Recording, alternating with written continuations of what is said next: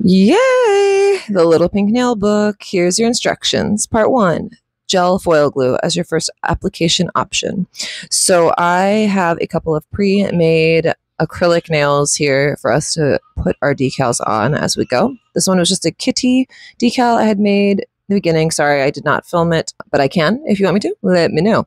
I'm just checking to see how it fits and which one I want to put it on. And now we're going to put our gel foil transfer glue on. This is my one from Red Iguana. This one's actually my personal favorite. However, you can use whichever one you have on hand. Some gel glues are just better than others, so keep that in mind. If you have one that doesn't seem to work very well, you might just want to try a different one, or just reach out to me and I can give you some recommendations. And then we cure it for the full 60 seconds or whatever your gel glue recommends. And then we're going to just put our decal right where we want it. And I press it down with both the silicone pusher and the little rubber stamper that's on my flash cure lamp. And then we're going to go in and hit it with our top coat. In these, I'm using the Madam Glam No Wipe top coat, but you can use, of course, whatever you have on hand. This is just the one I tend to use for demos and videos like this. And it does a really good job, so it works. We're going to cure it for the full 60 seconds, again, whatever your gel recommends. And then I'm actually going to go in with a second top coat just to make sure that it's all leveled out. There's nothing sticking out from the decal. It may not be necessary depending on how well yours is stuck down, but it's always good to be safe rather than sad. Now, you may want to try and put the foil glue on the back of the decal to make it extra sticky. I haven't tried it personally, but hey, if you want to, give it a shot. Anyways, and here we are. I think it turned out pretty freaking adorable. I mean, gosh, who doesn't love a little kitty on a baby boomer? I know I do. Anyways, sorry, I get a little excited about it. Okay, now time for some painting. We're going to do quite a bit of painting and some do's and don'ts as far as laying your top coat on, some things I did wrong so that you don't have to. And then we'll go on to the second application method at the end. Now you may be wondering what I had just done. I actually had pulled one of the pocket envelope sheets with the white inserts off of the back so that we can use it as our paint palette. And then I got an assortment of our liner brushes and dotting tools so that we can make pretty pretties. So I'm just cleaning off my pages really quick with my acetone IPA mix and just getting any dust and debris off of them. And then we're going to start mixing up our paint. I am a weirdo who likes to actually not use the color straight out of the pots or bottles. I like to try to make it my own tints and hues. So I'm just mixing up some different oranges to paint this little pumpkin here. And then just a separate side note, these pages are laminated with a very thick laminate, so it is pretty well resistant to rubbing alcohol with the acetone as long as it is the mix that I usually recommend. So just keep that in mind. I wouldn't recommend putting straight acetone on these pages because acetone can pretty much melt any plastic regardless. So try and keep it to the preferred acetone IPA mix that I tend to recommend. And then you are good to go. And then I'm just going to go in and keep painting. I like to paint in layers. So you can always go from top to bottom or bottom to top, depending on how you want to work with the details. This one, there's not so many details, so I'm working bottom to top as I do, I think, with most of these. And I will put an example of working the other way around in a future video for sure. But most of these you can work from bottom to top as I'm doing here. Now what you'll notice too is I try to flash cure in between layers. If I want to blend certain colors or have them kind of like ombre into each other, then I'll make sure I do that before I go to flash cure it. But I flash cure when I'm satisfied with that particular layer so that if I make a mistake after the fact, I can just wipe it off and it won't disturb the layer beneath it.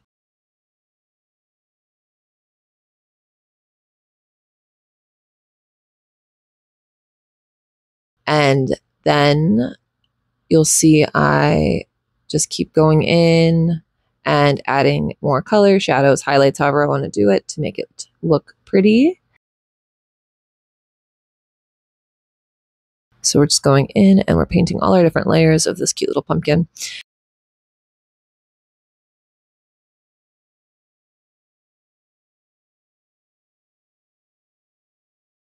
And then at the end, do a full cure for the full 60 seconds to 2 minutes, depending on which paint or polish you're using and what it recommends.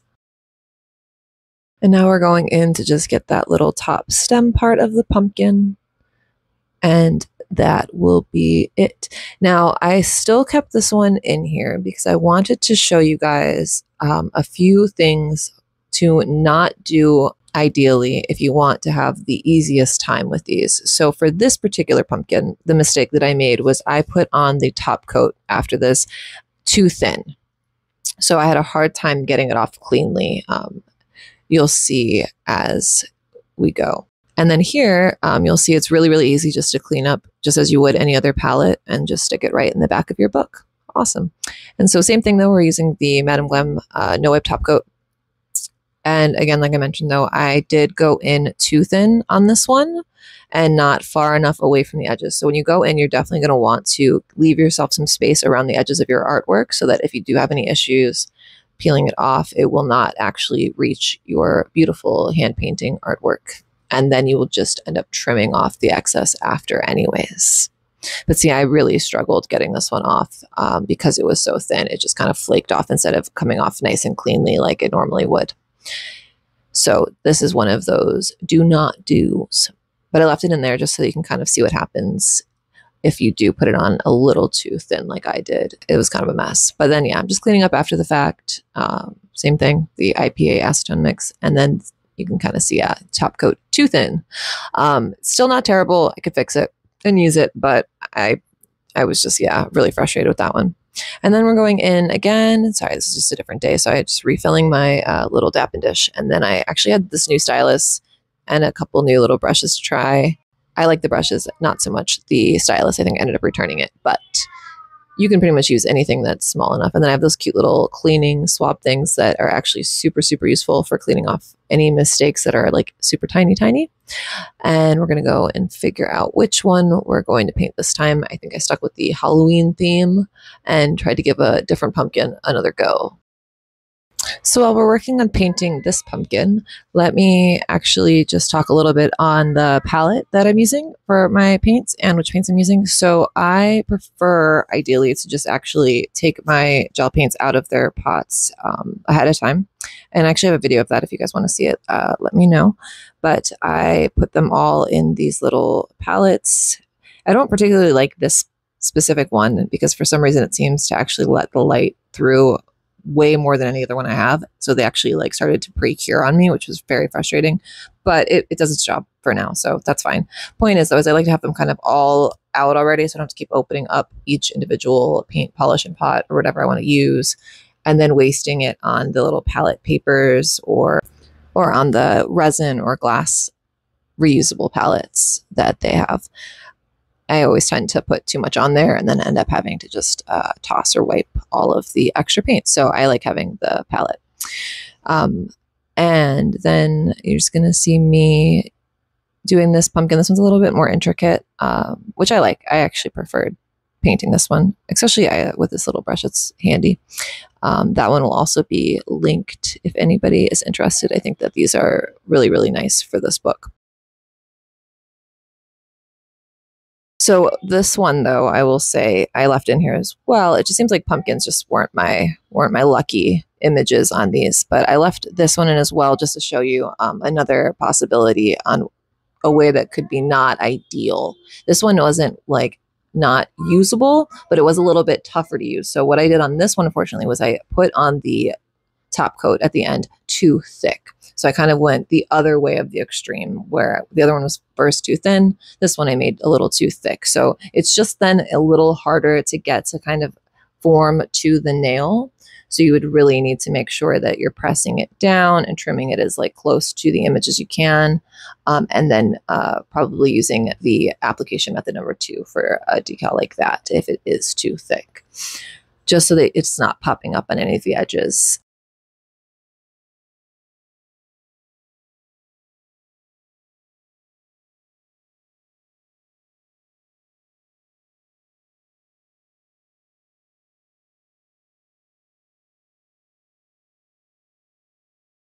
And so I am just continuing to finish this up, getting in my little details, all the darkest lines I like to kind of put in last on these, and my little leaves and whatnot. And then it will be done.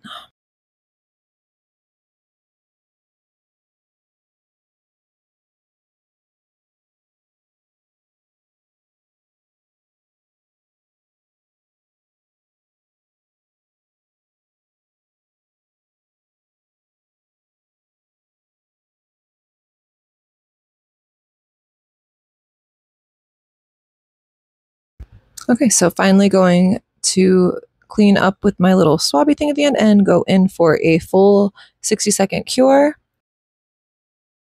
And now again, going in with our Madam Glam top coat. And like I mentioned, I put this one on quite a bit thicker than the last one. You know, it's like a Goldilocks, right? One's too thin, one's too thick. The next one will be just right. But I figured I'd leave these in just so you can kind of see what I'm talking about. I also found it easier to take these off with a sharper set of tweezers.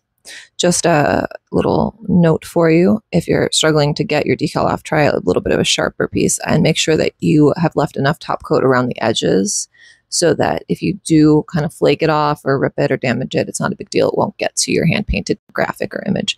But yeah, as you can see, a little too thick there.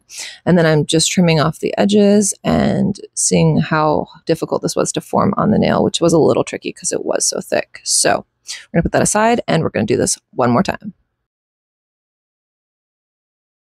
So this one's going to be the last demo of our hand paintings, but not the last demo. We still have application method number 2 right after this. So make sure that you keep watching because that one's actually my favorite if I must pick a favorite. So this is a different fall image, our little fall leaves here.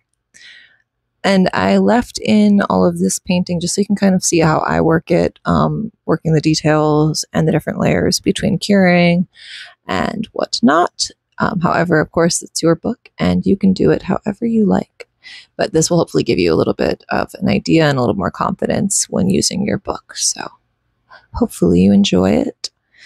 And we're just going to go in and make our little leavesies flash cure and go back in and do the other leavesies.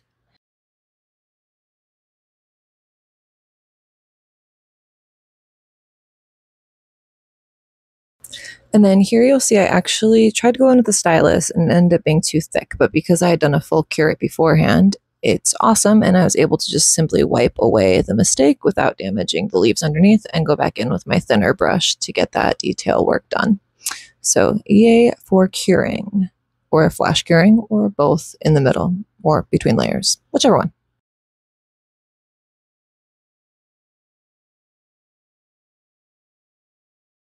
So you'll notice I actually use my Melody Susie liner brushes quite a bit in these, especially the smallest, I think 5mm one it is. If not 7mm should be fine too. But you can see just how absolutely tiny it gets these details and even just these lines. Like it does a really, really good job. So I highly, highly recommend these for this. The ability to get these tiny, tiny little lines on there was actually really not that difficult, and I was pretty happy with them. So those will also be linked, as well as the rest of all of the products used in this video and other ones that I recommend for this book and for everything else. Yeah. But yeah, I couldn't actually believe how well it did getting these tiny little lines on here on this already very small detail, and I'm very, very happy with it.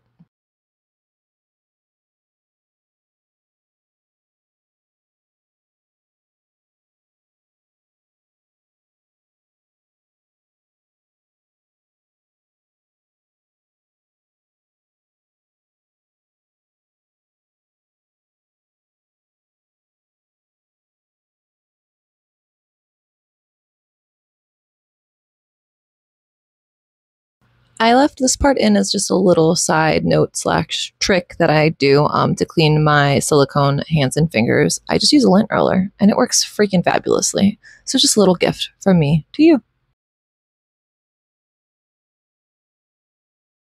And we're just going back in again with the Madam Glam top coat, this time putting the perfect amount on, which is mostly just about getting a decent layer that's thick enough at the edges especially that it will come up easily.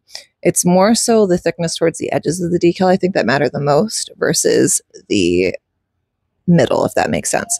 And then definitely using the sharper tweezers, but not digging into the book, more like sliding it and then using it to slide under the decal. I still struggled a bit because the top part I think I made again too thin, but luckily because I had put it so far away from the image that it didn't seem to make too much of a difference, and I was able to cut off anything that was like uneven, torn, or scraped. So it worked out really well. And then same thing, just cleaning it up and Look at that, yay. Now we're just going to trim it nice and close to the image so that we don't have any hangover. Woohoo!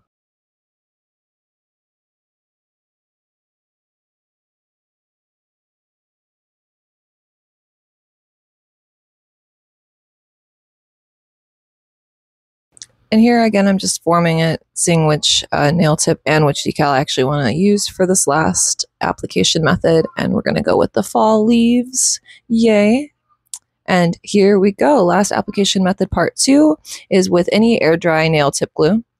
I'm using the one from Nail Couture for this. It is a very quick drying glue. It actually worked really, really well, so I do highly recommend it. But any air dry nail tip glue should work perfectly fine.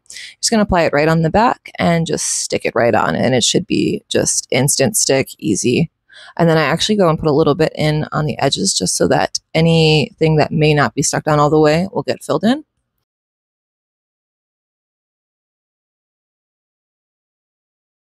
And then we're going to go back in again, top coat it.